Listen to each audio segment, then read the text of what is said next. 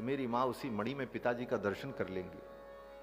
पिताजी के दर्शन का जो क्षोभ है उनके मन में वो दूर हो जाएगा। वो मणि किसी प्रकार में ला करके अपनी माँ को दूं। ये भावना कुश और लौ में उत्पन्न हुई और गुरुदेव को बिना बताए सकल विद्या पारंगत थे। भगवान के समान ही इनके अंदर भी सामर्थ्य। महर्षि वाल्मीकि कहते बिंबाद उत्थितौ बिंबौ, बिंबाद उत्थितौ बिंबौ, बिंब से उत्पन्न बिंब के समान राम जी के पुत्र हैं, राम जी के ही समान आत्मा वही जायते पुत्र।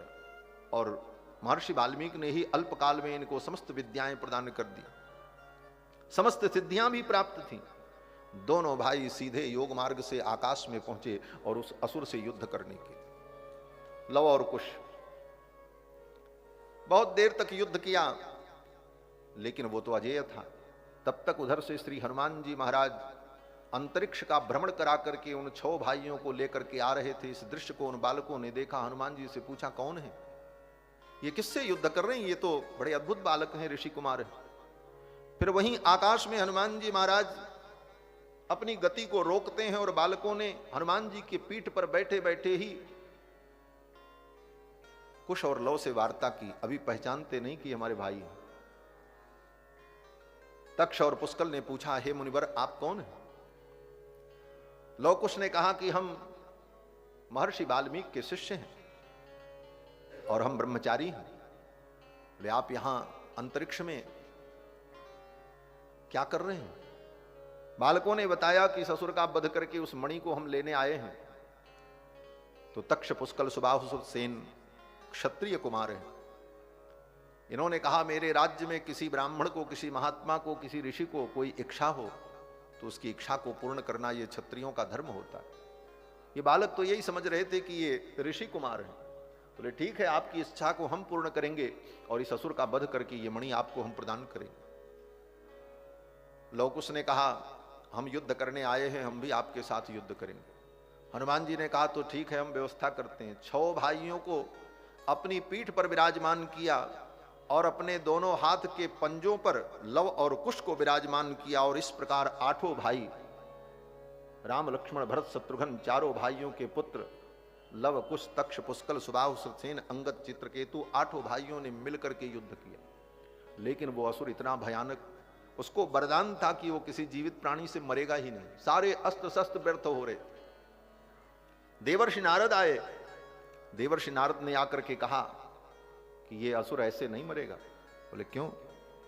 देवर्षि नारद ने कहा इसको वरदान है कि ये किसी जीवित प्राणी से नहीं मरेगा और मुर्दा कोई मार नहीं सकता किसी। बोले तब? बोले इसको तो कोई विलक्षण प्रक्रिया से ही मारा जा सकता।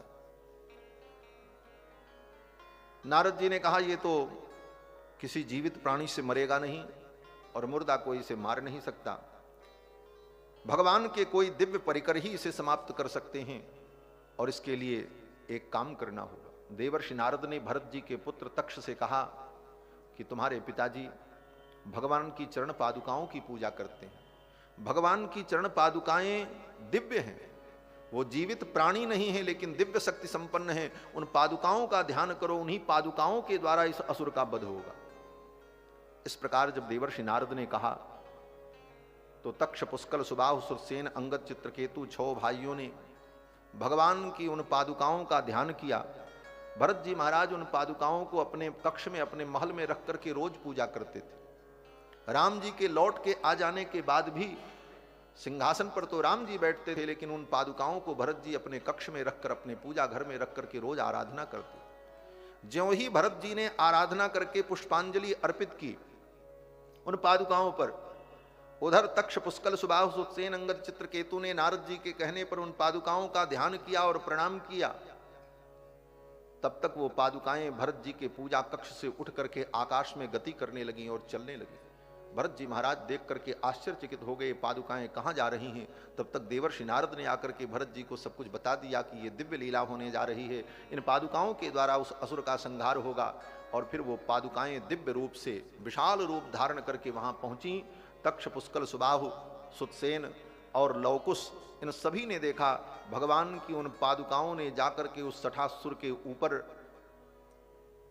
अपने को पधराया और ज्यों ही वो पादुकाएं सठासुर के मस्तक पर गईं, उन पादुकाओं में ही वो सठासुर नाम का जो दैत्य था विलीन हो गया, सायुज्य मुक्ति को प्राप्त हो गया। इसीलिए भगवान की पादुका का नाम शठकोप हुआ। सठ नाम के असुर पर कोप करने के कारण, उसका संहार करने के कारण भगवान की पादुकाएं शठकोप कहलाई। इस प्रकार से उन भगवान की पादुकाओं के द्वारा ही उस असुर का संहार हुआ। ऐसी ये दिव्य पादुकाएं। इस पादुका भक्ति का प्रथम उदाहरण श्री भरत जी महाराज। वेदांत देशिक स्वामी जी महाराज कहते हैं, भरताय परम नमोस्तु तस्मै प्रथमोदाहरणाय भक्ति भाजाम यदुपज्ञम शेषत पृथिव्याम प्रतितो राघव पादुका प्रभाव। भरत जी महाराज उन पादुकाओं को लेकर के अयोध्या आए और फिर उन पादुकाओं को सिंहासन पर विराजमान किया और स्वयं नंदिग्राम में रहकर श्री भरत जी महाराज व्रत और नियम का पालन करते हुए तपस्या करने लगे और भगवान चित्रकूट में विराजमान है। महर्षि वाल्मीकि कहते हैं कि नंदिग्रामं ययौ तूर्णं शिरस्यादाय पादुके भरतस्तु ततः क्षिप्रं नंदिग्रामं प्रविश्य सह। उन पादुकाओं को लेकर के श्री भरत जी महाराज ने नंदिग्राम में प्रवेश किया। अयोध्या से लगभग 20 किलोमीटर की दूरी पर दक्षिण दिशा में तमसा नदी के सन्निकट नंदिग्राम है, जहां पर श्री भरत जी महाराज ने 14 वर्ष तक रहकर तप किया है। और वहीं पर उन पादुकाओं को विराजमान करके उनकी पूजा करते। उन पादुकाओं के ऊपर छत्र लगाया जाता, सेवक लोग चमर डुलाते और सारा राज्य कार्य उन पादुकाओं के आश्रित होकर के श्री भरत जी महाराज करते। महर्षि वाल्मीकि कहते हैं, कोई राजा, कोई अतिथि, कोई अभ्यागत, कोई उपहार, कोई वस्तु लेकर के आता और भरत जी को देता, तो भरत जी उन वस्तुओं को पहले उन पादुकाओं को समर्पित करते। किसी व्यक्ति को कोई उपहार, सम्मान, पुरस्कार देना होता तो भरत जी उन वस्तुओं को, उन पादुकाओं का स्पर्श करा करके तब उन व्यक्तियों को प्रदान करते। प्रतिनिधि बन करके सारा काम करते और पादुकाएं ही मानो राजा के रूप में विराजमान थीं। तदा ही यत्कार्यमुपैति किंचित उपायनम चोपहृतम महार्हम सपादुकाभ्याम प्रथमम निवेद्य। सपादुकाभ्याम प्रथमम निवेद्य, पहले उन पादुकाओं को ले जाकर के उन वस्तुओं का निवेदन करते। चकार पश्चात भरतो यथावत, उसके बाद उन वस्तुओं की जो उपयोगिता होती और जहां उन्हें देना लेना होता वो व्यवहार श्री भरत जी महाराज करते। इस प्रकार श्री भरत जी महाराज अयोध्या में रहकर प्रजा का पालन करने लगे और भगवान चित्रकूट में विराजमान है। चित्रकूट में रह करके भगवान ने बड़ी ललित लीलाएं की। कथा में मैंने निवेदन किया था, चित्रकूट के ठाकुर बड़े रसिक हैं, चित्रकूट के ठाकुर बड़े करुण हैं, बड़े दयालु हैं, बड़े कृपालु हैं। और चित्रकूट में श्री जानकी जी को भगवान ने जो आनंद दिया वो आनंद श्री जानकी जी को कहीं नहीं मिला। इसीलिए वेदव्यास जी कहते हैं, चित्रकूटालयम रामम इंदिरानंद मंदिरम। जो इंदिरा के, भगवती लक्ष्मी के, श्री जानकी जी के आनंद मंदिर और चित्रकूट में रहकर भगवान श्री जी को परम आनंद प्रदान करते। हमारे रसिक संत कहते हैं कि चित्रकूट में भगवान श्री रघुनंदन ने 108 प्रकार की रास लीलाएं की। रसिक भक्त कहते हैं कि रामावतार में भगवान ने चित्रकूट में जो रास लीला की, कामदगिरि पर्वत पर, मंदाकिनी के तट पर, उन रास लीलाओं में ताल रास, तमाल रास, व्योम रास, बीच रास, नक्षत्र रास, हिडोल रास, अनेक प्रकार की रास लीलाएं, 108 प्रकार की रास लीलाएं भगवान ने की। कहते हैं भगवान ने जब अंतिम लीला की, 107 रास लीला पूरी हो गई, 108वीं रासलीला चल रही थी। उस रासलीला में श्री जी के साथ भगवान श्री रघुनंदन हास परिहास विहार आनंद कर रहे थे। उस समय श्री जी के चरण का नूपुर टूट गया, उनके पावजेब का एक नूपुर टूट गया और एक नूपुर टूटने पर स्वरभंग हो गया। स्वरभंग होने पर भगवान ने रासलीला बंद कर दी, ताल बेताल हो गया। श्री जी ने कहा प्रभु ये रासलीला तो अधूरी रह गई। तो भगवान ने कहा इस रासलीला को पूर्ण करने के लिए मुझे फिर अवतार लेना पड़ेगा, और उसी रासलीला को पूर्ण करने के लिए ठाकुर गोविंद मथुरा में प्रकट होकर के वृंदावन में दिव्य रासलीला करते। उस एक रासलीला को पूर्ण करने के लिए ठाकुर को पुनः अवतार लेना पड़ा, और यहां आकर विविध लीलाएं करके ठाकुर ने उन भक्त जनों को, श्री जी को परम आनंद प्रदान किया।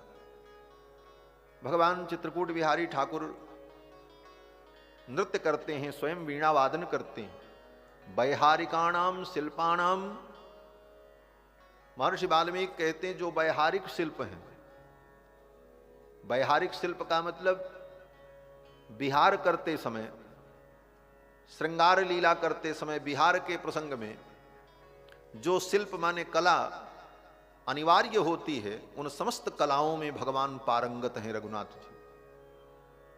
वैहारिकाणाम शिल्पानाम यथार्थ तत्वविद, यथार्थ रूप से उस तत्व को जानने वाले। इस श्लोक की टीका में वैहारिकाणाम शिल्पानाम, अयोध्या कांड के प्रथम सर्ग में ही इसका वर्णन है। इस श्लोक की टीका में आचार्यों ने वाल्मीकि रामायण में यही चिंतन किया है कि बिहार का शिल्प क्या है। बोले बिहार करते समय व्यक्ति को नृत्य की कला भी होनी चाहिए, गान की भी कला होनी चाहिए, वाद्य की भी कला होनी चाहिए। तो श्री रघुनाथ जी महाराज नृत्य, वाद्य, गीत तीनों में पारंगत है। ठाकुर नृत्य भी करते हैं, वीणा वादन करते हैं, समस्त प्रकार के वाद्यों को बजाते हैं और सुंदर गायन करते हैं। चित्रकूट में भगवान ने श्री जी को परम आनंद प्रदान किया रासलीला के माध्यम से, और उस रासलीला में स्वयं भगवान श्री जी का श्रृंगार करते हैं। जिस प्रकार ठाकुर तो वही है, ठाकुर दो थोड़ी होते हैं, ठाकुर तो एक ही। वही ठाकुर जी वृंदावन में सेवा कुंज में श्री राधा रानी श्री जी की सेवा करते हैं, चरण दबाते हैं, उनकी साज संहार करते हैं। वही ठाकुर चित्रकूट में श्री जी का श्रृंगार करते हैं। निज कर राजीव नयन पल्लव दल रचित शयन, सुमन निभूषण विभाग अंग अंगनि लिखे धातुराग, काकहों तिलक करनी कला निधान की। चित्रकूट में भगवान पुष्प के द्वारा श्री जानकी जी का श्रृंगार करते हैं, अंग प्रत्यंग में आभूषण बना करके पुष्पों का धारण कराते हैं, सुंदर चंदन लगाते हैं, सुंदर गीत संगीत सुनाते हैं।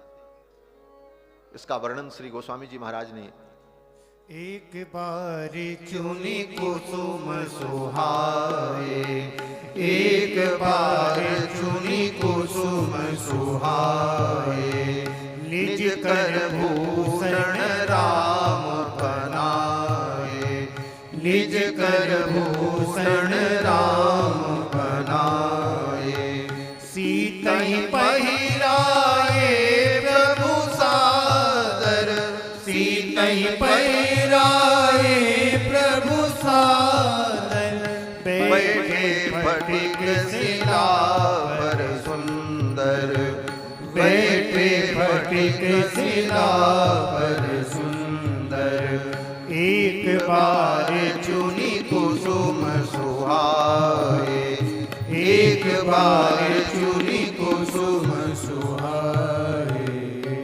लोग कहते महाराज ऐसी लीला तो राम जी ने एक ही बार की।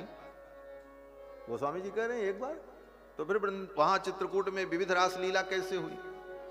बोले लीला तो विविध हुई, लेकिन वो अत्यंत गोपनीय रास लीला है। और उस चित्रकूट की लीला में एक जो बड़ी विलक्षण घटना घटित हुई, जयंत ने आकर के जो जानकी जी के ऊपर प्रहार किया, इस घटना का वर्णन करने के लिए गोस्वामी जी महाराज एक शब्द का प्रयोग करते हैं।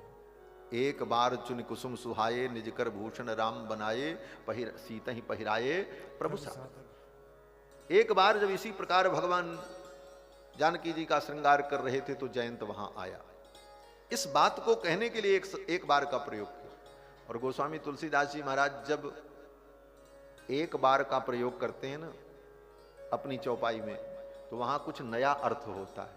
कहीं भी देखना पूरी रामचरितमानस में एक बार त्रेता जुग माही शंभु गए कुंभज ऋषि पाही। वहीं से भगवान के अवतार का प्रयोजन तैयार हो जाता है। एक बार भूपति मन माही भय गलानी मोरे सुत नाही। एक बार चुनि कुसुम सुहाए निजकर भूषण राम बनाए। एक बार, जब एक बार शब्द का प्रयोग करके गोस्वामी जी किसी वृत्त को कहना चाहते हैं, इसका मतलब वहां कुछ अद्भुत बात होने जा रही। बस इतना ही संकेत। एक बार चुनि कुसुम सुहाए निजकर भूषण राम बनाए, सीत ही पहिराए प्रभु सादर। उसी समय ऐसे सुकुमार क्षण में जब भगवान श्री जी का श्रृंगार करने के बाद लीला से श्रमित होकर थक कर श्री जानकी जी के अंक में अपने सिर को रखकर भगवान लेटे हुए थे। श्री जानकी जी अपने कोमल कर कमलों से भगवान के मस्तक को, भगवान के मुखमंडल को सहला रही थी। श्री लक्ष्मण जी महाराज बहुत दूर थे वहां से। इस घटना का ज्ञान लक्ष्मण जी को भी नहीं हुआ। यहां तक कि इस घटना को केवल दो ही लोग जानते थे, भगवान और श्री जानकी जी, तीसरा कोई नहीं। लक्ष्मण जी को भी नहीं पता। इसीलिए वाल्मीकि रामायण में आगे प्रसंग आता है कि श्री हनुमान जी महाराज जब लंका पहुंचे तो जानकी जी को जब मुद्रिका प्रदान की तो जानकी जी को विश्वास हो गया कि ये मेरे स्वामी श्री रघुनाथ जी के पास से आए हैं, क्योंकि ये मुद्रिका माया से तो कोई बना नहीं सकता। माया के द्वारा इस मुद्रिका की कोई रचना कर नहीं सकता, और ये मुद्रिका ऐसे किसी को प्राप्त हो नहीं सकती। इसका मतलब ये निश्चित रूप से रामदूत है। श्री जी को विश्वास हो गया। लेकिन हनुमान जी ने श्री जी से कहा, किशोरी जी से, मां मैं आपसे मिलकर के जाऊंगा और प्रभु को बताऊंगा कि मैं आपका दर्शन करके आ रहा हूं, तो उनको कैसे विश्वास हो? आपको तो विश्वास हो गया कि मैं प्रभु के पास से आ रहा हूं इस मुद्रिका को देखकर, लेकिन उनको कैसे विश्वास होगा? तो जानकी जी ने अपनी चूड़ामणि दी। चूड़ामणि उतार तब दयौ। हनुमान जी तो बुद्धिमताम वरिष्ठम है। उन्होंने कहा, मां इस चूड़ामणि को तो मैं ले जाऊंगा, लेकिन इस चूड़ामणि के देखने के बाद भी प्रभु को विश्वास होगा कि नहीं, ये मुझे विश्वास नहीं। जानकी जी ने कहा, क्यों? बोले, इसके पहले भी जब रावण आपका हरण कर रहा था, उस समय आपने अपने आभूषणों को, अपने वस्त्रों को आपने पर्वत पर गिरा दिया था और उसको बंदर लोग लेकर के आए थे। तो कहीं प्रभु ये न सोच लें कि ये भी कहीं चूड़ामणि पड़ा रहा होगा, हनुमान लेकर के चला आया हो। श्री जी से मिल करके आ रहे हैं, ये विश्वास कैसे हो? कोई ऐसा अभिज्ञान आप बताओ जिस अभिज्ञान को सुनकर प्रभु को विश्वास हो जाए कि मैं आपका दर्शन करके आया। तब श्री जानकी जी ने चित्रकूट की इस घटना का हनुमान जी को वर्णन करके सुनाया। लक्ष्मण जी भी नहीं जानते। और श्री जी ने कहा, हनुमान चित्रकूट में हम दोनों जब थे तो वहां जयंत आया था, और जयंत ने जो घटना घटित की वो वृत्तांत मैं तुम्हें बताती हूं, ये जाकर के प्रभु को बताना। इस घटना को केवल प्रभु जानते हैं और मैं जानती हूं, लक्ष्मण को भी पता नहीं। और तुम्हारे मुख से सुनेंगे तो उन्हें निश्चित विश्वास होगा कि जानकी से मिल करके आए हैं, अन्यथा इस घटना को तीसरा कोई जानता ही नहीं था। ऐसी गोपनीय लीला थी। इसलिए गोस्वामी जी कहते हैं, एक बार चुनि कुसुम सुहाए निजकर भूषण राम बनाए। और इसीलिए गोस्वामी जी महाराज ने भी सुंदर कांड में इसका संकेत किया, तात शक्र सुत कथा सुनायो। ये शक्र सुत की कथा जाकर के भगवान को सुनाना, वो मान लेंगे कि तुम मेरे पास से मिलकर के जा रहे। तो चित्रकूट में ये जो घटना घटित हुई, लक्ष्मण जी भी से नहीं जान पाए। भगवान उस सुकुमार क्षण में जानकी जी की गोद में अपने सिर को रख करके लेटे हुए थे। जानकी जी भगवान के मस्तक का संवाहन कर रही थी। उसी समय इंद्र का पुत्र जयंत भगवान के बल की परीक्षा लेने के लिए आया। गोस्वामी जी महाराज वर्णन करते हैं, सुरपति सुत धरि बायस बेसा, सुरपति सुत धरि बायस बेसा, सठ चाहत रघुपति बल देखा, सठ चाहत रघुपति बल देखा, जिमि पिपीली का सागर था, जिमि पिपीली का सागर था, महामंद्रमति पावन चाहा, महामंद्रमति पावन चाहा, सुरपति सुत धरि बायस बेसा। सुरपति सुत धरि बायस वेशा। इंद्र का पुत्र जयंत भगवान के बल को देखना चाहता था। ये कितने बलशाली हैं। अब महाराज भगवान के बल की परीक्षा लेने के लिए इंद्र का पुत्र जयंत आता है। पूज्य मामा जी बक्सर वाले महाराज जी एक बड़ी सुंदर चर्चा करते थे कि इंद्र के पुत्र को भगवान का बल देखने के लिए और भगवान की परीक्षा लेने के लिए इच्छा ही क्यों उत्पन्न हुई। क्या मतलब था उससे भगवान से। वो स्वर्ग में बैठता था, स्वर्ग में इतने देवता थे, भगवान के बल की परीक्षा लेने की उसको जरूरत क्यों पड़ी। तो मामा जी का एक बड़ा अद्भुत भाव था कि हमारे ठाकुर श्री रघुनाथ जी बचपन में जब अयोध्या की गलियों में क्रीड़ा करते तो विविध लीलाएं करते थे, खेलते थे। कभी कंदुक क्रीड़ा, कभी कोई क्रीड़ा, विविध लीलाएं भगवान की होती थी। एक दिन भगवान पतंग उड़ा रहे थे, गुड्डी उड़ा रहे थे, और भगवान जब पतंग उड़ा रहे थे तो पतंग को बढ़ाते बढ़ाते बढ़ाते बढ़ाते भगवान ने इतना बढ़ा दिया कि वो पतंग उड़ती उड़ती स्वर्ग पहुंच गई। अब स्वर्ग में जब पतंग उड़ने लगी, इंद्र के पुत्र जयंत ने देखा ये पतंग यहां कहां से आई। देवताओं ने कहा अयोध्याधिराज महाराज चक्रवर्ती सम्राट के पुत्र श्री रघुनंदन क्रीड़ा कर रहे हैं और वो पतंग उड़ा रहे हैं, उनकी पतंग यहां तक उड़ करके आई। अब तो महाराज इंद्र के पुत्र को बड़ी ईर्ष्या हुई। देवराज इंद्र और दशरथ जी महाराज तो मित्र हैं और ये दोनों पुत्र हैं, इंद्र का पुत्र जयंत और दशरथ जी के पुत्र श्री रघुनाथ जी। तो इंद्र के पुत्र को भगवान से प्रतिस्पर्धा हो गई कि मृत्युलोक के एक बालक की पतंग इतनी दूर उड़ करके आई।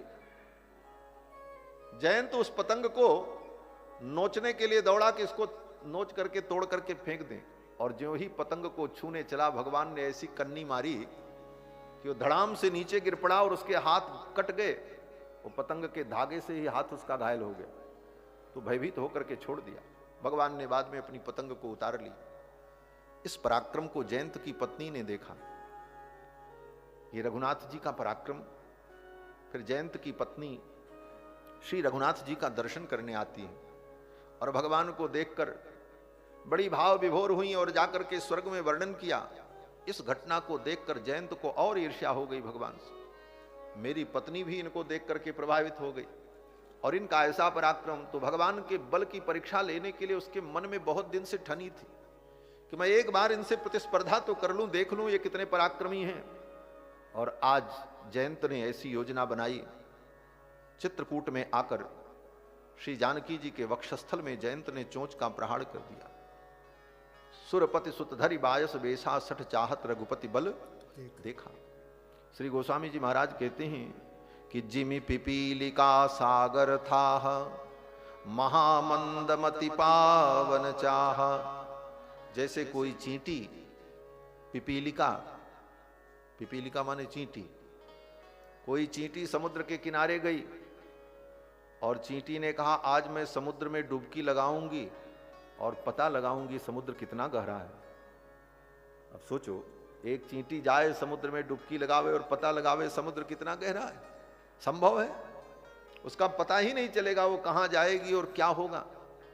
उसी प्रकार से जैसे कोई चींटी समुद्र का थाह लेने चली जाए, उसी प्रकार ये दुष्ट जयंत, अल्प बुद्धि, मंद बुद्धि, मंदमति, भगवान के बल की थाह लेने आया। जिम पिपीलिका सागर थाहा महामंदमति पावन चाह। और कौए का वेश धारण करके जयंत आया, जानकी जी के वक्षस्थल में चोंच का प्रहार कर देता। श्री गोस्वामी जी महाराज तो वर्णन करते हैं कि जयंत ने आकर के अपने चरण से, वो अपने चोंच से जानकी जी के चरणों में प्रहार करता। सीता चरण चोच हति भागा, सीता चरण चोच हति भागा।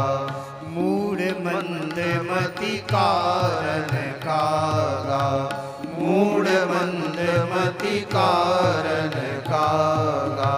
चला रुधिर रघुनायक जाना, चला रुधिर रघुनायक जाना। सीख धनुष सायक संधाना, सीख धनुष सायक संधाना। सीता चरण चोच हति भागा। जयंत ने आकर के चोंच का प्रहार किया। श्रीमद् रामचरितमानस में तो गोस्वामी जी कहते हैं कि जानकी जी के चरणों में आकर के चोंच का प्रहार किया। और वाल्मीकि महर्षि ने तो वर्णन किया कि बायस सहसा गम्य विददार स्तनांतरे।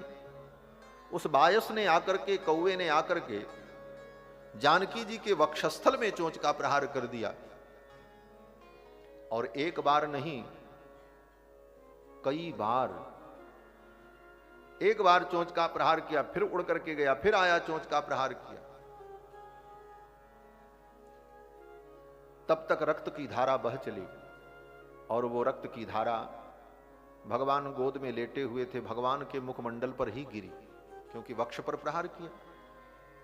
भगवान उठ करके बैठ गए और ठाकुर जी ने देखा, जयंत के इस दुस्साहस को देखकर भगवान को क्रोध आ गया। इस दुष्ट ने इतना बड़ा अपराध किया। भगवान उसे दंड देना चाहते थे, लेकिन अत्यंत करुणामयी श्री जानकी जी ने विचार किया कि अगर भगवान के दोनों हाथ मुक्त रहेंगे तो ये निश्चित रूप से इस जयंत को दंड देंगे।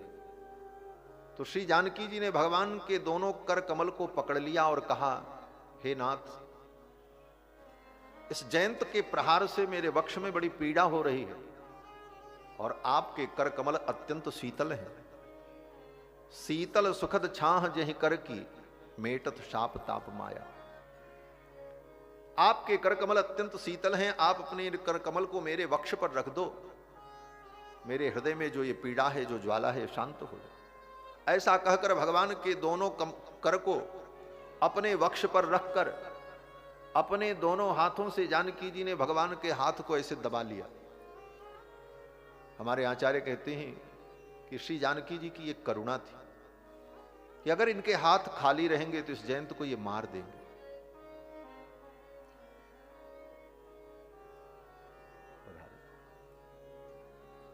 बोलो श्री सीतारामचंद्र भगवान की जय।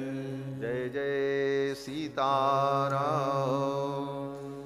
सीताराम राम राम सीताराम राम राम, सीताराम राम राम सीताराम राम राम, सीताराम राम राम सीताराम राम राम, सीताराम राम राम सीताराम राम राम, सीताराम राम राम सीताराम राम राम, सीताराम राम राम सीताराम राम राम, सीताराम राम राम सीताराम राम राम, सीताराम राम राम सीताराम राम राम, ओ सीताराम राम राम सीताराम राम राम, सीताराम राम राम सीताराम राम राम, सीताराम राम राम सीताराम राम राम, सीताराम राम राम सीताराम राम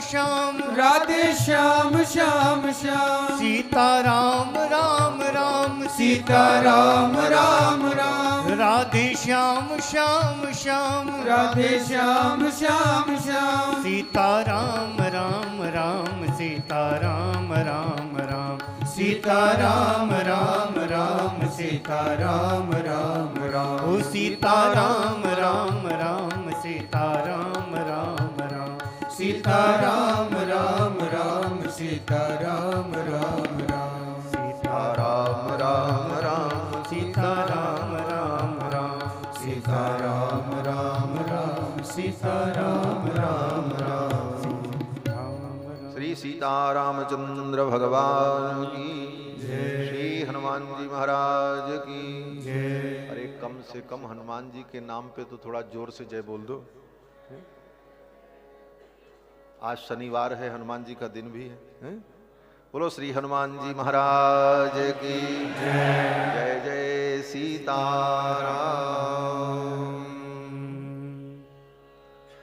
भगवान श्री सीतारामचंद्र जी की मंगलमयी कृपा हमारे आपके मध्य में परम श्रद्धेय पूज्य श्री आचार्य दीनदयाल पांडे जी महाराज विराजमान हैं। ललिताश्रम के पूज्य महाराज श्री, जो कि धर्म सम्राट स्वामी श्री करपात्री जी महाराज के कृपा पात्र हैं। गुरु की महिमा में ही शिष्य की महिमा समाहित हो जाती और गुरु की महिमा से ही शिष्य की महिमा होती।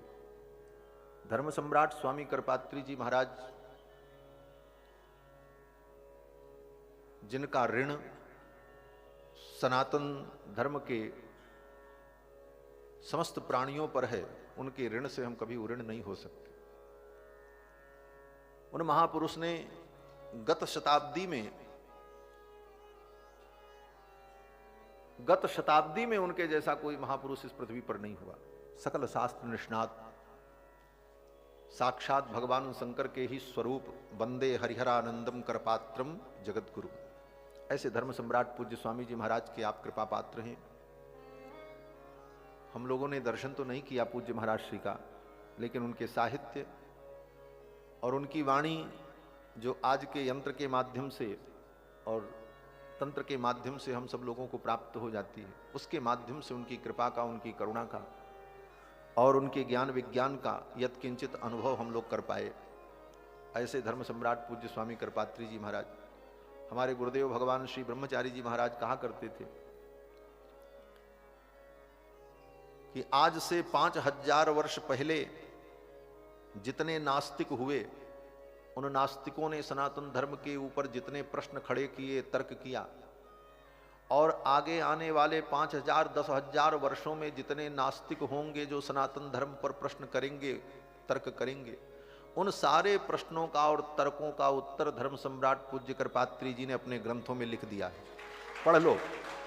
आने वाली पीढ़ियां जो तर्क कर सकती हैं, उन सारे तर्कों का उत्तर सनातन धर्म के अनुकूल, वैदिक सिद्धांत के अनुकूल धर्म सम्राट जी ने लिख दिया।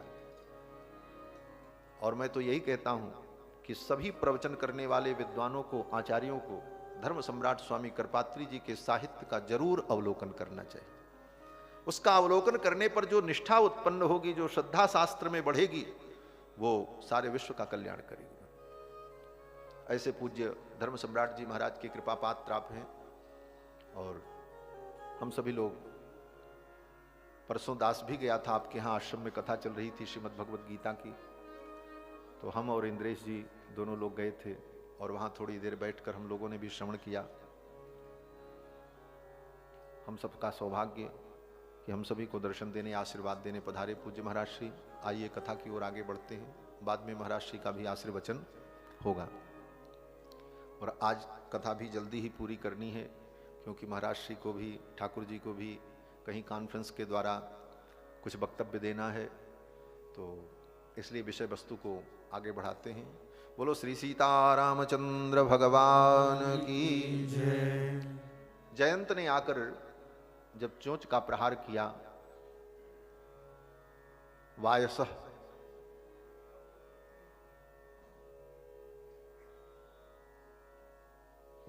सहसा गम्य विददार स्तनांतरे। जयंत ने आकर के जब प्रहार किया तो श्री जी ने सोचा कि कहीं ये प्रभु इस जयंत को, दुष्ट को दंड न दे दें। जानकी जी तो अत्यंत करुणामयी है, मां है ना। पुत्र तो कुपुत्र भी हो जाए लेकिन मां कभी कुमाता नहीं होती। पुत्रो कुपुत्रो जायेत तदपि माता कुमाता न भवति। मां कुमाता नहीं होती, मां के अंदर अत्यंत करुणा होती है। हमारे यहां श्री पराशर भट्टर स्वामी जी श्री जी की महिमा का वर्णन जब करते हैं तो कहते हैं कि भगवान के अंदर तो करुणा है ही है, श्री जी की करुणा तो भगवान से भी कहीं ज्यादा है। कितनी करुणा है? बोले श्री जी ने अपनी करुणा के कारण, अपनी कृपा के कारण राम जी के दरबार को भी छोटा बना दिया। रामस्य गोष्ठी लघुतराकृता, राम जी की गोष्ठी को भी लघुतर बना दिया। कैसे? बोले उदाहरण देते हैं कि मातर मैथिली राक्षसिस्त्वयि तदैवार्द्रापराधास्त्वया रक्षन्त्या पवनात्मजा लघुतरा रामस्य गोष्ठी कृता। श्री पराशर भट्टर स्वामी जी श्री गुणरत्न कोश ग्रंथ में कहते हैं कि हे मां, हे मैथिली, आपने तो अपनी करुणा से राम जी की गोष्ठी को, उनके दरबार को लघुतर बना दिया। क्यों? बोले राम जी के दरबार में किसकी रक्षा होती है? भगवान श्री राम भी शरणागत वत्सल हैं, भक्त वत्सल हैं, कृपालु हैं, दयालु हैं, लेकिन उनके दरबार में रक्षा किसकी होगी? बोले राम जी ने एक शर्त लगा रखी है, उस शर्त के अंतर्गत आप आएंगे तभी आपकी रक्षा होगी। वो शर्त क्या है? स्वयं भगवान कहते हैं, लाखों लाखों बंदरों के बीच में समुद्र के तट पर, समुद्र को साक्षी करके भगवान कहते हैं, सकृदेव प्रपन्नाय तवास्मीति च याचते अभयम सर्वभूतेभ्यो ददाम्ये तद्व्रतम मम। क्या शर्त है? भगवान कहते हैं सकृदेव, एक बार, प्रपन्नाय, प्रपन्न हो करके, अन्यत्र मति न हो, एकमात्र मुझ में विश्वास करके। जिस बात को गीता में भगवान ने कहा, माम एकम, एकम अन्य योग व्यवच्छेदार्थ, अन्य किसी की शरण में नहीं, मात्र मेरी शरण में। माम एकम, मेरे तो गिरधर गोपाल, दूसरो न कोई, दूसरा नहीं, एकम। भगवान कहते हैं एक बार सकृदेव प्रपन्नाय, प्रपन्न होकर, शरणागत होकर। और केवल शरणागत होने से काम नहीं चलेगा, मुंह से कहना पड़ेगा। क्या कहना पड़ेगा? बोले तवास्मि, हे प्रभु मैं आपका हूं। इति याचते, ऐसी याचना करे। तब बोले तब अभयम सर्वभूतेभ्यो ददाम्ये तद्व्रतम, तब मैं उसको अभय कर देता हूं, समस्त भूतों से उसको अभय कर देता हूं। अभयम सर्वभूतेभ्यः ददाम्ये तद्व्रतम मम। यहां भूतेभ्य में चतुर्थी पंचमी दोनों विभक्ति का अनुभव किया। समस्त भूतों को अभय दे देता हूं, समस्त भूतों से अभय दे देता हूं। भूतेभ्यः ददाम्ये तद्व्रतम मम, ये मेरा व्रत है। तो भगवान के दरबार में तो उसकी रक्षा होगी जो इन तीनों प्रतिज्ञाओं को पूरा करेगा। एक बार प्रपन्न होकर के, शरण में आकर के, हे प्रभु मैं आपका हूं, ऐसी याचना करे तब। और नहीं करता है, बोले तो मारा जाएगा। राम जी उस पर दया नहीं करेंगे। लेकिन जानकी जी, बोले श्री जानकी जी इतनी करुणामयी हैं कि कोई उनकी शरणागति न करे, उनका प्रणिपात न करे, उनसे दया की याचना भी न करे, फिर भी इतनी करुणामयी हैं कि वो जीव पर करुणा करती हैं। उदाहरण दिया। बोले क्या उदाहरण? बोले जब लंका पर विजय हो गई, रावण मारा गया, हनुमान जी महाराज सुग्रीव इत्यादि वानर जानकी जी को लेने गए और जाकर के समाचार सुनाया, रावण का वध हो गया। अब आप पधारें प्रभु, आपकी प्रतीक्षा कर रहे हैं। तब तक वो राक्षसियां सामने आ गईं, प्रघसा, शूर्पणखा, त्रिजटा और भी अनेक सब जो थी वहां, वो सब आई वहां पर। उन राक्षसियों को जब हनुमान जी ने देखा, हनुमान जी को बड़ा गुस्सा आया। अरे रावण को दंड मिल गया, मेघनाथ को मिल गया, कुंभकर्ण को मिल गया, लेकिन इन राक्षसियों को दंड नहीं मिला, इनको भी दंड मिलना चाहिए। क्यों? बोले हनुमान जी ने देखा था इन राक्षसियों ने जानकी जी को कितना सताया था। हनुमान जी महाराज जब असोट वाटिका में पहुंचे और तरुपल्लव मह रहा लुकाई, छिप करके बैठे थे, रावण आया और रावण जब चला गया अपनी बात कह करके, तो वो राक्षसियां जानकी जी को भयभीत कर रही थी। एक राक्षसी आई, उसने कहा देखो विवादम नैव रोचते, हमको विवाद अच्छा नहीं लगता और हम विवाद नहीं करेंगे, हम तो इस मानुसी का मांस खाएंगे, इसको मार करके मैं इसको खाऊंगी। उस राक्षसी ने कहा कि इस मानुसी को मैं मार करके खा जाऊंगी। तो दूसरी ने कहा तुम अकेले नहीं खाओगी, मैं भी खाऊंगी। तीसरी ने कहा मैं भी खाऊंगी। सबने कहा देखो विवाद मत करो, तय कर लो कौन क्या खाएगा। किसी ने कहा मैं इसकी आंत खाऊंगी, किसी ने कहा मैं इसका हृदय खाऊंगी। तब तक वो राक्षसी आई और राक्षसी ने कहा सुरामानीयताम क्षिप्रम सर्वशोक विनाशिनी, समस्त प्रकार के शोकों का विनाश करने वाली जो सुरा है उस सुरा को ले आओ। ये राक्षस लोग यही मानते हैं, राक्षस लोग यही मानते हैं कि सुरा पीने से सारा शोक दूर हो जाता है, इसीलिए गीत गाते हैं, पीते हैं गम भुलाने को है? तो राक्षसी भी यही कह रही है, पीते हैं गम भुलाने को। वो राक्षसी भी यही कह रही है कि सुरामानीयताम क्षिप्रम सर्वशोक विनाशिनी, समस्त प्रकार के शोक का विनाश करने वाली सुरा ले आओ। और सुरा को पी करके मानुषी मांस माखाद्य, इस मानुषी के मांस को खा करके नित्यामोथ निकुंभलाम, इस निकुंभला वेदी पर मैं नृत्य करूंगी इसके मांस को खा करके। इस प्रकार कह करके वो राक्षसी जानकी जी को भयभीत कर रही। उन राक्षसियों ने जानकी जी का बहुत मन दुखाया था। हनुमान जी ने सोचा इनको दंड मिलना चाहिए। क्या दंड मिलना चाहिए? हनुमान जी ने जानकी जी से कहा मां आपकी आज्ञा हो जाए, सबको दंड मिल गया, इनको नहीं मिला, इनको मैं मारना चाहता हूं। और ऐसे नहीं मारना चाहता, मैं इनका चित्रवध करना चाहता। चित्रवध क्या है? हनुमान जी ने कहा चित्रो विचित्रो वध, चित्रवध बड़ा विचित्र वध होता है। किसी को तड़फा तड़फा करके मारना उसको चित्रवध कहते हैं, जिसको 3rd डिग्री कहा जाता है। वो पुलिस वाले जब किसी अपराधी को पकड़ते हैं तो सारी बात उससे उगलवाने के लिए जो 3rd डिग्री दी जाती है वो सब हनुमान जी ने कहा मैं इसका चित्रवध करूंगा, इन राक्षसियों का चित्रवध मैं करना चाहता हूं, आपकी अनुमति मिल जाए तो मैं इनका चित्रवध कर दूं। और अभी तक उन राक्षसियों ने अपनी रक्षा के लिए जानकी जी से प्रार्थना भी नहीं की और न कोई निवेदन किया, वो भयभीत खड़ी थी। हनुमान जी ने जब इस प्रकार कहा तो श्री जानकी जी ने हनुमान जी की ओर देखा और कहा मैं तो जानती थी कि तुम बड़े बुद्धिमान हो, बुद्धिमताम वरिष्ठम ज्ञानिनाम अग्रगण्यम, लेकिन तुम तो बंदर के बंदर ही हो। यही कहा है जानकी जी ने वहां पे, प्लवंगम, अरे प्लवंगम बंदर। कौन व्यक्ति ऐसा है जो दुनिया में अपराध नहीं करता? न कश्चिन नापराध्यति, कौन ऐसा व्यक्ति है जो अपराध नहीं करता? और ये तो दासियां हैं। सेवक का अपराध जो होता है उसके स्वामी का अपराध माना जाता है। भृत्यापराधे सर्वत्र स्वामिनो दंडमिष्यति, भृत्य के अपराध करने पर स्वामी दंडनीय होता है और इनके स्वामी को दंड प्राप्त हो चुका है, इसलिए ये दंड की अधिकारिणी नहीं। इन पे करुणा करो, इन्हें क्षमा करो, मैं इन्हें क्षमादान देती हूं और इनकी रक्षा करो। हनुमान जी के क्रोध से उन राक्षसियों को श्री जानकी जी ने बचाया, जबकि उन राक्षसियों ने जानकी जी से प्रार्थना नहीं की, याचना भी नहीं की। इसलिए पराशर भट्टर स्वामी जी कहते हैं आर्द्रापराधास्तया, उन राक्षसियों ने आर्द्र अपराध, ताजा ताजा अपराध किया था। अभी अभी सताया था, कुछ देर पहले जानकी जी को कठोर शब्द कहे थे, अपशब्द कहे थे। आर्द्र अपराधास्तया रक्षन्त्या पवनात्मजा लघुतरा, पवनात्मज हनुमान से आपने उनकी रक्षा की। इस लीला के द्वारा रामस्य गोष्ठी लघुतरा कृता, राम की गोष्ठी को तो आपने लघुतर बना दिया। ये श्री जी की करुणा, इतनी करुणामयी है श्री जी। इतना ही नहीं, हमारे आचार्य कहते हैं कि विस्मारयसि स्वजनयसि माता तदसि न। बच्चा अपराध करता है, पिता उसे दंड देना चाहते,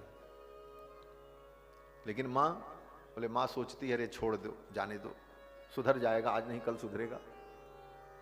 लेकिन पिता तो पिता होता है, पिता को क्रोध आता, मैं दंड दूंगा। इसीलिए भगवान कहते भी हैं कभी कभी, सहस्रेण उपचारेण न क्षमामि वसुंधरे, हजारों उपचार ये कर दे लेकिन मैं क्षमा नहीं करूंगा, दंड दूंगा इसको। तो श्री जी क्या कहती हैं, बोले विस्मारयसी स्वजनयसी माता तदसि। भगवान को विस्मरण करा देती, भुला देती। कैसे भुलवा देती हैं? बोले जैसे कोई बच्चा अपराध करे और पिताजी उसको दंड देने के लिए पकड़े, आज मैं तुमको मारूंगा, तुम बहुत बदमाश हो गए। माँ देखती रहती, घर में काम करती, सोचती अब तो मार ही देंगे ये, क्या करूं।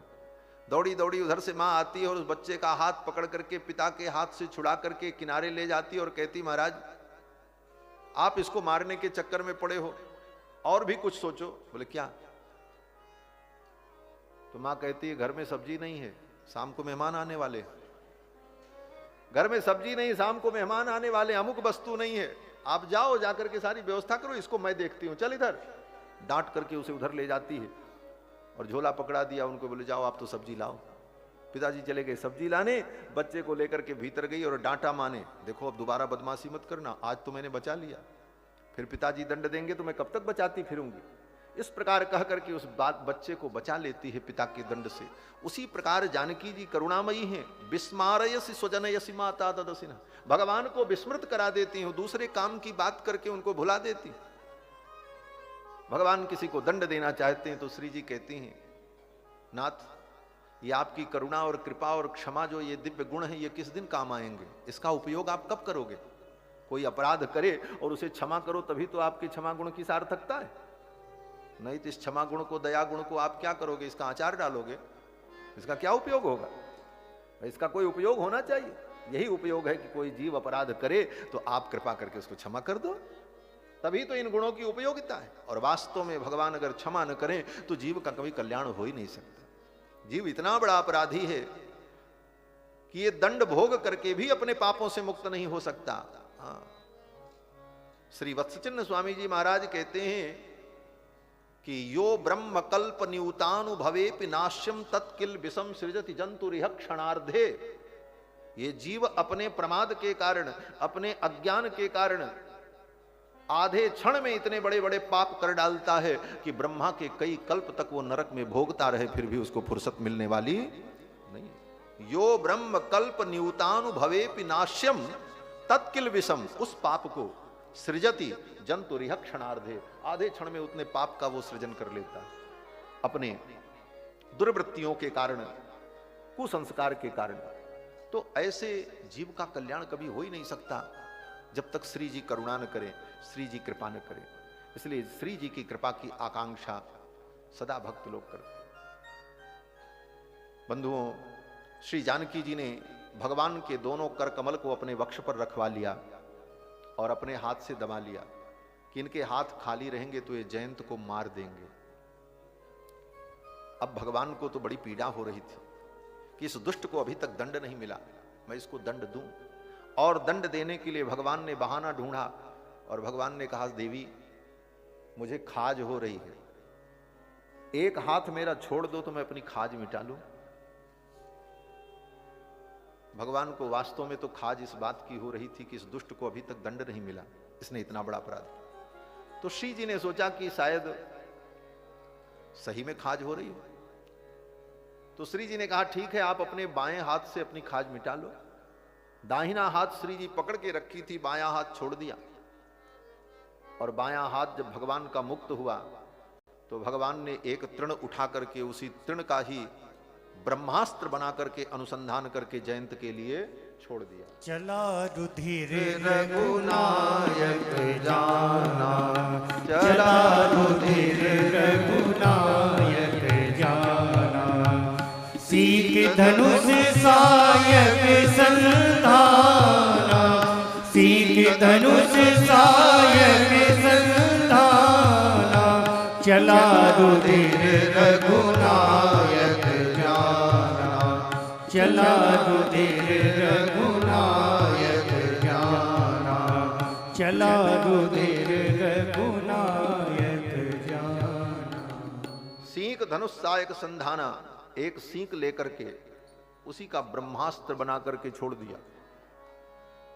प्रेरित मंत्र ब्रह्म सर धावा, भाज चला बायस भय पावा। मंत्र में वो ब्रह्मास्त्र जयंत के पीछे चल पड़ा। जयंत भागने लगा। कहां कहां गया? गोस्वामी जी महाराज कहते हैं ब्रह्मधाम शिवपुर सब लोका। ब्रह्मधाम गया, शिवलोक में गया, सब लोका, कोई लोक नहीं बचा जहां न गया हो।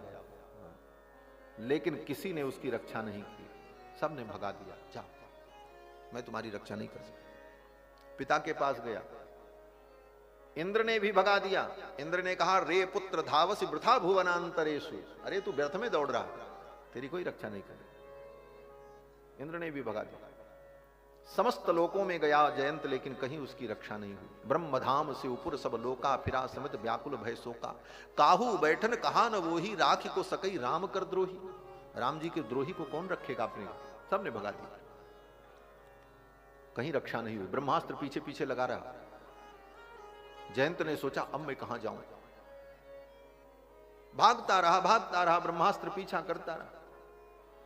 यथा चक्र ऋषि भये दुर्वासा, जैसे दुर्वासा जी की स्थिति हुई थी, सुदर्शन चक्र पीछे पड़ गया, उसी प्रकार भगवान का ब्रह्मास्त्र लग गया और जयंत भाग रहा। कहीं शरण जब नहीं मिली तो रास्ते में मिल गए नारद जी महाराज।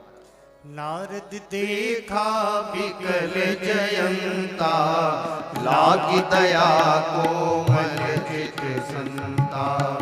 नारद देखा विकल जयंता, लागी दया कोमल चित संता। लागी दया कोमल चित संता, लागी दया कोमल चित संता। रास्ते में नारद जी मिल गए। नारद जी ने देखा जयंत भागता जा रहा।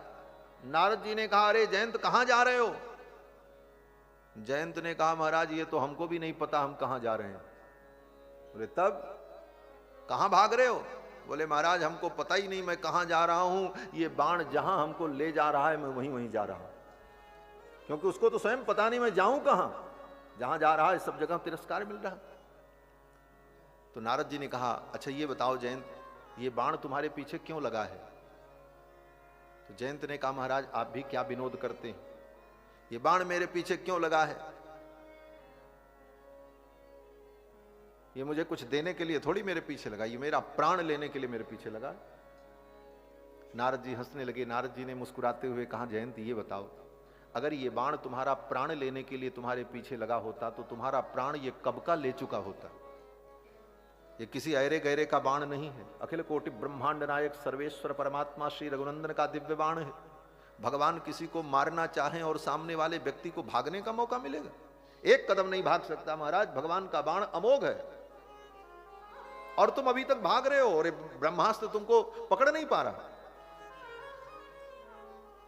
जयंत ने कहा ये बात तो है, ये प्राण भी नहीं लेता और छोड़ता भी नहीं, मैं करूं तो क्या करूं? नारद जी ने कहा विचार करो ये बाण तुम्हारे पीछे क्यों लगा है? जयंत ने कहा महाराज मैं तो परेशान हूं, मैं समझ भी नहीं पा रहा हूं। नारद जी ने कहा जयंत ये तुम्हारा प्राण लेने के लिए तुम्हारे पीछे नहीं लगा है, प्राण लेना चाहता तो ये बाण कब का तुम्हारा प्राण ले चुका होगा। प्रभु श्री राम ने इस बाण को तुम्हारे पीछे इसलिए लगाया है कि तुम सारी दुनिया में दौड़ करके घूम करके चले आओ, सारी दुनिया देख ले। आज राम जी सारी दुनिया को दिखाना चाहते हैं कि जिसको मैं मारना चाहूंगा उसको दुनिया में कोई बचा नहीं सकता, कहीं जाने पर उसकी रक्षा नहीं होगी। ये प्रभु का प्रभाव है और प्रभु के प्रभाव को दिखाने के लिए प्रभु ने ये बाण छोड़ा है। भगवान जिसको मारना चाहे उसको कोई बचा नहीं सकता, कहीं भी जाओगे तुम्हारी कोई रक्षा नहीं करेगा। और गोस्वामी जी महाराज तो एक बड़ी अद्भुत बात कहते हैं कि शरण में आए हुए का जो व्यक्ति त्याग कर दे उसको तो देखने में भी दोष लगता है। शरणागत कह जे तजहि निज अनहित अनुमान, ते नर पामर पाप में तिनहि बिलोकत हानि। ऐसे व्यक्ति को देखने में दोष लगता है। अब आगे मैं नहीं कहूंगा। जयंत ने सबकी शरणागति की, सबकी शरण में गया, सब लोकों में गया कि मुझे बचा लो, लेकिन सब ने जयंत जैसे शरणागत का त्याग किया। क्यों? बोले अपना अहित सोचकर, अगर इसको मैं बचाऊंगा तो मैं मारा जाऊंगा। आप कहोगे वो राम जी का द्रोही था, पापी था, इसलिए उसकी रक्षा कोई नहीं कर सकता। बोले शरणागत आए हुए व्यक्ति के दोष को न देख करके वो कितना भी बड़ा अपराधी क्यों न हो, शरणागत का संरक्षण ही शरणागत धर्म होता है। अगर आपने उसके गुण दोष पर विचार ही कर लिया तो आप शरणागत कहां रहे? शरणागत की रक्षक कैसे हो सकते? शरण में आए हुए के गुण दोष का चिंतन नहीं करना चाहिए। वो आया है बस इतना ही पर्याप्त है। अगर अच्छा ही होता, उसने अच्छे ही काम किए होते, तो आपकी शरण में उसको आने की जरूरत ही क्यों पड़ती? इसलिए शरणागत के दोष का चिंतन नहीं करना चाहिए, और सभी ने उसके गुण दोष का चिंतन करके अपने हित और अहित पर विचार करके सब ने उस शरणागत जयंत का त्याग किया। मानो इस लीला से भगवान ने सारी दुनिया को दिखा दिया, संसार के प्राणियों, किसी की शरण में जाने से तुम्हारा कल्याण नहीं होगा। माम एकम शरणम भजे, मुझ परमात्मा की शरण में। और सच्ची बात है, भगवान को छोड़ करके और कौन देखने लायक है? किसको हम देखें? इसीलिए गोस्वामी जी ने कहा अब हम अपनी आंख बंद कर लेंगे। रोकियो नयन बिलोकत और ही शीश ईश ही नहीं हो, जानकी जीवन की बलि जई। श्रवणन और कथा नहीं सुनी हो, रसना और न गई हो, जानकी जीवन की बलि जई। क्यों बोले अब किसको देखें? कोई देखने लायक बचे ही नहीं। ठाकुर को छोड़ करके हम किसको देखें? कौन शरणागत वत्सल है? और भगवान की शरण में जब जयंत आया, नारद जी ने कहा देखो प्रभाव तो तुमने उनका देख लिया, अब तुम उनकी शरण में चले जाओ। पठवा तुरत राम पही ताहि। राम जी की शरण में नारद जी ने भेजा। जयंत ने कहा महाराज उन्होंने ही बाण मारा है, वो तो हमको मार देंगे, वहां तो मैं और नहीं बचूंगा। नारद जी ने कहा रे जयंत, तूने अभी उनके प्रभाव को देखा है, स्वभाव को नहीं देखा। स्वभाव बहुत सुंदर है, कितना भी बड़ा अपराधी कोई उनकी शरण में चला जाए तो बड़े दयालु हैं, उसे क्षमा कर देते हैं, कृपा करते हैं। अब तुम जाओ और जाकर के उनके स्वभाव को देखो। नारद जी के कहने पर जयंत भगवान की शरण में आ गए। इसका मतलब बोले जीव अपराध करेगा और भगवान उसे दंड देने के लिए उद्यत होंगे, लेकिन जब तक जीवन में उसे संत नहीं मिलेंगे तब तक वो भगवान की शरण में नहीं पहुंच पाएगा, भटकता ही रहेगा।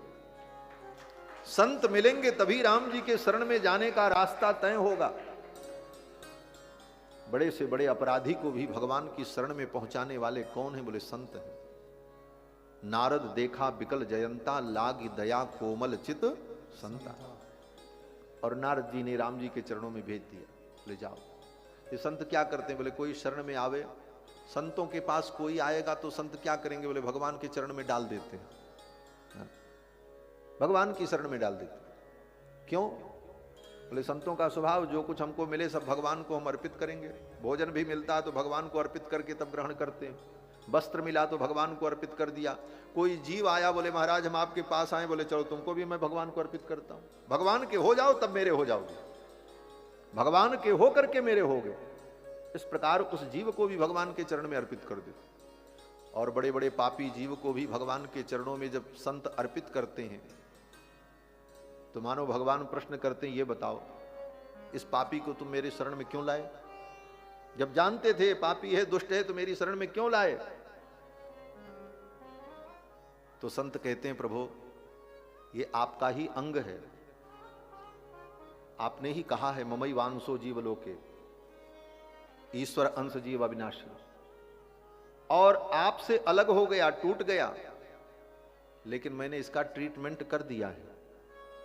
अब मैं आपकी शरण में न डालूं तो कहां ले जाऊं? भगवान ने कहा क्यों? तो संत कहते हैं देखो एक आदमी था, वो पेड़ पर चढ़ा फल तोड़ने के लिए, फल तोड़ने के लिए पेड़ पर चढ़ा और उसका पैर फिसला, वो नीचे गिरा, उसका हाथ टूट गया। डॉक्टर के पास गया, डॉक्टर ने प्लास्टर कर दिया, दवा पिला दी, दवा दे दी, सलाह दे दी, बता दिया ऐसा ऐसा करना, और फिर एक डोरी बांध करके उस टूटे हुए हाथ को उसके गले में लटका दिया। तो उस मरीज ने कहा डॉक्टर साहब आपको हमने 20,000 रुपए दिए हैं और आपने अपना मेरा टूटा हाथ मेरे गले में लटका दिया। तो डॉक्टर हंसने लगा। डॉक्टर ने कहा जनाब हाथ आपका टूटा है तो आपके गले में नहीं लटकाएंगे तो किसके गले में लटकाएंगे? दूसरे के गले में लटकाएंगे तो और टूट जाएगा। तो संत भगवान से कहते हैं प्रभु ये जीव आपका ही अंग है, माया के वृक्ष पर चढ़ करके फल खाने की लालसा में गया और इसका पतन हुआ, इसके अंग भंग हो गए, टूट गया। इसका ट्रीटमेंट हमने कर दिया, प्लास्टर कर दिया। क्या प्लास्टर किया? बोले पट्टी बांध दी, गले में तुलसी की माला डाल दी, ये सफेद चंदन लगा करके प्लास्टर कर दिया, सलाह दे दी, कान में धीरे से बता दिया है, मंत्र सुना दिया है, दवा पिला दी है, इसका ट्रीटमेंट कर दिया है। अब इस टूटे हाथ को ठीक करके, पट्टी करके, इसको सुव्यवस्थित करके आपके गले में इसलिए लटका रहा हूं कि ठाकुर अब इसको संभाले रहना तो ये ठीक हो जाएगा, आपके काम लायक हो जाएगा। और अगर आपने इसे छोड़ दिया तो ये तो बेकार हो जाएगा, किसके गले में मैं लटकाऊं? भगवान प्रसन्न हो जाते। यही संत की भूमिका है। संत जीव को शुद्ध विशुद्ध बना करके ठीक ठाक करके ठाकुर के चरणों में अर्पित कर देते, फिर भगवान उसे स्वीकार कर लेते। देवर्षि नारद ने जयंत को समझा करके भेजा और जयंत भगवान की शरण में आ गया, लेकिन उसको शरणागति करने नहीं आती। आया और भगवान के सामने धड़ाम से गिर पड़ा, क्योंकि चलते चलते उड़ते उड़ते तो थक गया था। आते ही भगवान के सामने धड़ाम से गिरा और गिरने के बाद उलट गया, पंख फड़फड़ फड़फड़ करने लगा, अपने दोनों पंजों को ऊपर ऐसे किए हुए थे, मानो ब्रह्मास्त्र को हम रोक लेंगे, डरा हुआ। श्री जानकी जी बगल में बैठी थी करुणामयी, उन्होंने देखा अरे शरण में तो ये आया, लेकिन अभी भी ये अपनी रक्षा का प्रयास स्वयं कर रहा है। जीव भगवान की शरण में आने के बाद भी जब तक अपनी रक्षा का प्रयास वो स्वयं करता है, तब तक भगवान उसकी रक्षा नहीं करते। संसार तंत्र वाहित्वात रक्षापेक्षाम अपेक्षते। भगवान चाहते हैं कि तुम मुझसे रक्षा की अपेक्षा करो, अगर नहीं अपेक्षा करोगे तो भगवान तुम्हारी उपेक्षा कर देंगे। अपनी रक्षा का स्वयं यत्न करते रहोगे तब तक ठाकुर रक्षा नहीं करेंगे। सब कथाएं आपको मालूम है। जब तक द्रौपदी अपने साड़ी के पल्लू को पकड़ रखी थी, तब तक भगवान ने साड़ी नहीं बढ़ाई, तब तक भगवान नहीं आए। क्यों? बोले द्रौपदी को भरोसा था ये 5 पांडव मेरी रक्षा करेंगे। भगवान ने कहा इनको भी देख लो, उनका भी भरोसा टूटा। बोले भीष्म पितामह कृपाचार्य द्रोणाचार्य बैठे, ये मेरी रक्षा करेंगे, तब तक भगवान नहीं आए, वो भी भरोसा टूटा। तब तक भगवान नहीं आए। बोले कब तक? बोले आधी साड़ी उघड़ गई और द्रौपदी अपने साड़ी को पकड़ करके अपनी तरफ खींच रही थी। भगवान ने कहा अभी इसको अपने बल का भरोसा है। पूर्ण भरोसा भगवान पर हो तब ठाकुर आते हैं। और जब द्रौपदी ने देखा कि अब कोई रक्षा करने वाला नहीं, इस 10,000 हाथी का बल रखने वाले दुशासन के सामने मेरी भुजाएं क्या कर सकती, छोड़ दिया और दोनों हाथ ऊपर उठा करके गोविंद को बुलाया। गोविंद द्वारिका वासिन कृष्ण गोपी जनप्रिय कौरवैहि परिभूताम माम किम न जानासि केशव। हे केशव, आज मैं कौरव की सभा में सीदित हो रही हूं, आप नहीं जानते। भो कृष्णाच्युत भो कृपालय हरे भो पांडवा नाम सखे क्वासिक क्वासि सुयोधनाद्यपहताम भो रक्षमा मातुरम। ये भरोसा जब हुआ एकमात्र, तो ठीक से तो ठीक से बड़ी श्री सीता रामचंद्र भगवान की जय जय सीताराम। पूज्य महाराज श्री इस रास्ते से पधारेंगे, 2 बार भगवान का नाम ले लें। गोविंद बोलो हरि गोपाल बोलो, गोविंद बोलो हरि गोपाल बोलो, गोविंद बोलो हरि गोपाल बोलो, गोविंद बोलो हरि गोपाल बोलो, गोविंद बोलो हरि गोपाल बोलो, गोविंद बोलो हरि गोपाल बोलो, गोविंद बोलो हरि गोपाल बोलो, गोविंद बोलो हरि गोपाल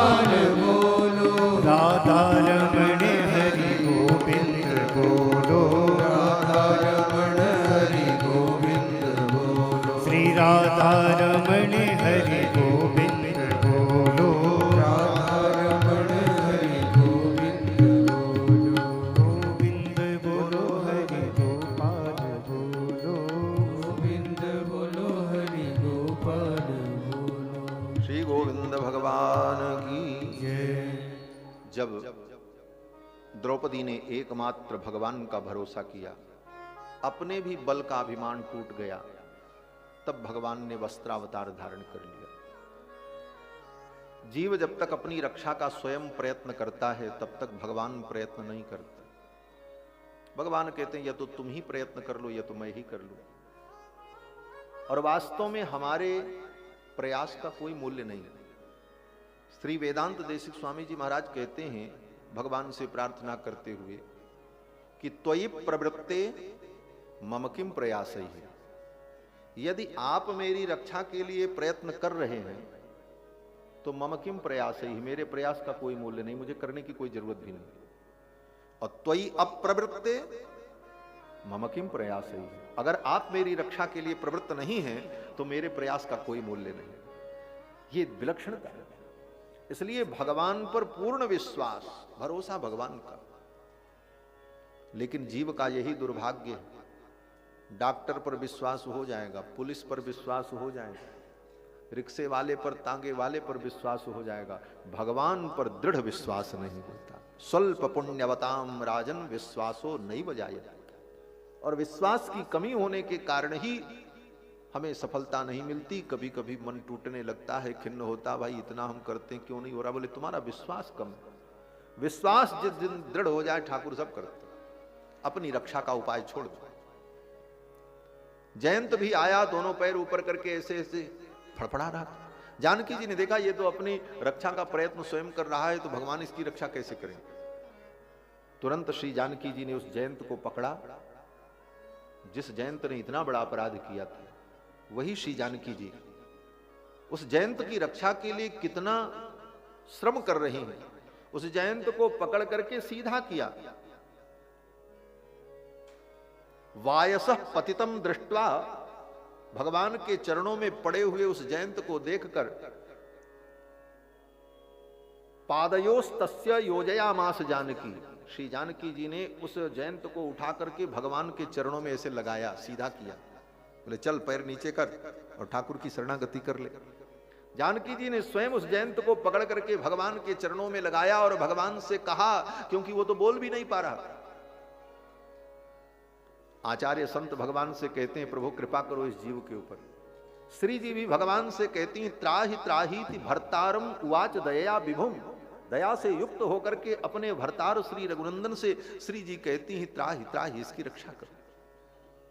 और श्री जी ने जब इस प्रकार निवेदन किया तो उस जयंत की भगवान रक्षा करते। इतने बड़े अपराधी की विचार करना, जयंत ने जितना बड़ा अपराध किया उतना बड़ा अपराध रावण ने नहीं किया।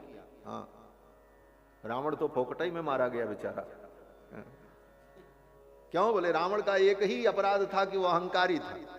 अगर वो अपना अहंकार छोड़ करके ठाकुर की शरण में आ जाता तो भगवान उस पर भी कृपा करते। विभीषण शरणागति में भगवान ने कहा भी है कि यदि वा रावण स्वयं रावण भी आ जाए मेरी शरण में तो मैं उसकी रक्षा करूंगा। सुग्रीव जी बोल पड़े, बोले महाराज आपने विभीषण को लंका का राजा घोषित कर दिया और रावण भी आपकी शरण में आ जाए तो फिर रावण को कहां का राजा बनाओगे आप?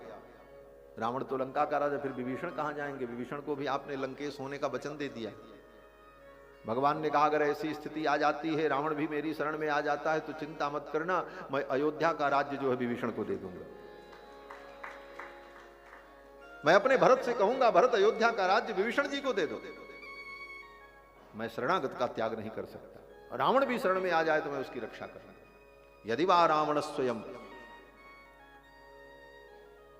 तो भगवान श्री राम शरणागत वत्सल शरण में आए हुए उस जयंत पर भगवान कृपा करते। जयंत ने तो खून की धारा बहा दी। रावण तो केवल जानकी जी को ले जाकर के अशोक वाटिका में बैठा दिया, एक बाल बांका नहीं किया।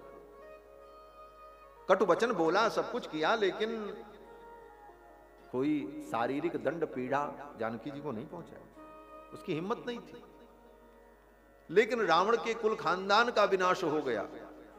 1 लाख पूत 1.25 लाख नाती ते ही रावण घर दिया न बाती। ऐसे रावण के घर में दिया जलाने वाला कोई नहीं बचा। उसके कुल का संहार हो गया और इतना पाप करने वाले जयंत की प्राण रक्षा हो गई। क्यों? बोले जयंत ने भगवान की शरणागति कर ली और रावण ने शरणागति नहीं की। भगवान की शरण में नहीं आया, अहंकार नहीं छोड़ा, इसलिए उसका विनाश हुआ। श्री जानकी जी ने कृपा की, जयंत के प्राण की रक्षा भगवान ने की। गोस्वामी जी महाराज कहते हैं तेहिकर, यद्यपि तेहिकर बध उचित, उचित तो यही था कि उसका वध कर देना चाहिए था, लेकिन भगवान ने कृपा करके जयंत को छोड़ दिया, करुणा की। फिर भगवान ने जयंत से पूछा, जयंत ये बताओ इतना बड़ा अपराध तुमने क्यों किया, और जब इतना बड़ा अपराध किया तो तुम मेरी शरण में क्यों आए?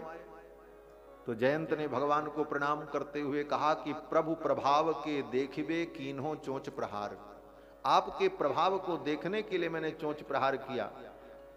भगवान ने कहा देख लिया प्रभाव? जयंत ने कहा महाराज देख लिया, संसार में कोई नहीं, इंद्रो महेंद्रो सुरनायको वा शंभु पिनाकी त्रिपुरांतको वा, आपके प्रभाव के सामने किसी का कोई प्रभाव नहीं। बोले अब मेरी शरण में क्यों आए? तो जयंत ने कहा अब स्वभाव के देखबे आयो तुम्हारे द्वार, अब आपके स्वभाव को देखने आया हूं। भगवान ने कहा देखा स्वभाव? जयंत ने कहा प्रभु अद्भुत स्वभाव आपका है, मेरे जैसे पापी के ऊपर भी आपने कृपा की। तो भगवान का स्वभाव अत्यंत मधुर है। भगवान शंकर कहते हैं उमा राम स्वभाव जिन जाना, ताहि भजन तजि भाव न आना। जो भगवान के स्वभाव को जान गया वो भगवान का भजन छोड़ करके दूसरा काम करने से। जयंत के ऊपर भगवान ने कृपा की और एक नयन करी तजा भवानी, जयंत को एक दृष्टि कर दी और ब्रह्मास्त्र को सार्थक किया। इस प्रकार भगवान ने जयंत के ऊपर कृपा की है। ये लीला भगवान ने चित्रकूट में की, लेकिन इसका वर्णन महर्षि वाल्मीकि ने यहां पर न करके सुंदर कांड में किया है। जानकी जी ने ये सारी घटना का वर्णन हनुमान जी को सुनाया है, क्योंकि यहां यह चरित्र गोपनीय था। चित्रकूट के प्रसंग में लक्ष्मण जी भी नहीं जानते थे, इसीलिए यहां पर महर्षि वाल्मीकि ने वर्णन नहीं किया, लेकिन गोस्वामी जी ने इसी क्रम में वर्णन किया कि चित्रकूट में लीला हुई। इसके बाद भगवान कुछ दिन चित्रकूट में निवास करते हैं, फिर आगे दंडकारण्य में प्रवेश करते हैं। क्यों? श्रीमद् रामचरितमानस के अनुसार तो भगवान 12 वर्ष तक चित्रकूट में रहे, गोस्वामी जी के कल्प के अनुसार, और श्रीमद् वाल्मीकि रामायण के अनुसार श्री भरत जी के चले जाने के बाद भरत जी पादुका लेकर के जब अयोध्या पधारे तो लोगों ने देख लिया कि राम जी यहां रहते हैं चित्रकूट में। अब लोग दूर दूर से आने जाने लगे। लोगों के आने जाने के कारण वहां भीड़ बढ़ने लगी चित्रकूट में। तो चित्रकूट के जो वृद्ध मुनि महात्मा लोग थे वहां आश्रम बना करके भजन कर रहे थे, वे लोग भी धीरे धीरे बिना कुछ कहे अपना बोरिया बिस्तर उठा करके वहां से अन्यत्र जाने लगे। राम जी ने पूछा क्या बात है? मुनि महात्माओं ने कहा महाराज अब यहाँ बहुत से लोग आ रहे हैं, आपके कारण हमारी साधना और उपासना इस जन सैलाब में बह जाएगी, इसलिए हम एकांत स्थान की तलाश में जाना चाहते हैं। भगवान ने विचार किया मेरे कारण इन महात्माओं की भजन साधना बाधित हो, इसलिए मुझे ही यहाँ से अन्यत्र चले जाना चाहिए, क्योंकि मैं यहाँ रहूँगा तो लोग आते रहेंगे। और ऐसे भी चित्रकूट में मैं अपने भैया भरत से मिला हूँ, माताओं का दर्शन हुआ, तो ये घटना बार बार मुझे याद आएगी। साच में स्मृति रन्वेति तान नित्य मनुषोचितः, ये स्थान मुझे बार बार वो सारी स्मृति दिलाता रहेगा और बार बार मैं शोक में पड़ जाऊंगा, इसलिए मेरे लिए भी उचित है कि मैं यहाँ से अन्यत्र चल करके कहीं निवास करूं। ये सोच करके भगवान चित्रकूट से चल पड़ते हैं और आगे चल करके अत्रि मुनि के आश्रम में जाते हैं। अत्रि मुनि के आश्रम में भगवान विराजमान होते हैं। अत्रि मुनि ने भगवान का स्वागत किया है। अनुसुईया ने जानकी जी को दिव्य श्रृंगार की वस्तुएं प्रदान की हैं। ये सब सारी कथाएं हैं, इन सब की चर्चा कल करेंगे। 6:45 बज गए। आज महाराज जी को भी उद्बोधन देना है और हमारे रसिया बाबा भी पधारे हैं, उनका भी कुछ आशीर्वचन होगा। और इंद्रेश जी ने पहले ही हमको कहा था कि आज थोड़ा 10 मिनट पहले ही कथा विराम करेंगे, तो आज इतना ही कह करके वाणी को विराम देते हैं। शेष चर्चा कल करेंगे। बोलो श्री सीतारामचंद्र भगवान की, श्री हनुमान जी महाराज की, सब संतन की, सब भक्तन की जय जय सीताराम।